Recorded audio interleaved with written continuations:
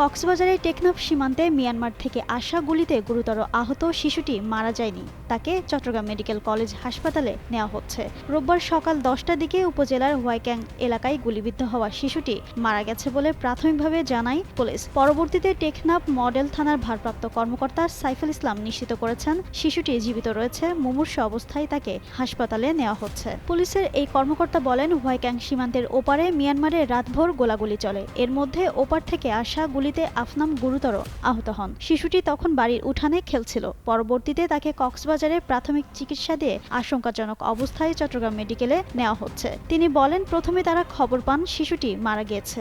রোববার সকালে গুলিবিদ্ধ হয় ওই শিশু ও এক যুবক। পরে হাসপাতালে নেওয়ার পথে শিশুর মৃত্যু হয় এমন খবর ছড়িয়ে পড়লে স্থানীয়রা সড়কে নেমে বিক্ষোভ শুরু করেন। সীমান্তে নিরাপত্তা জোরদার সহ বিজিবির কাছে কার্যকর ব্যবস্থা নেওয়ার দাবি জানান তারা।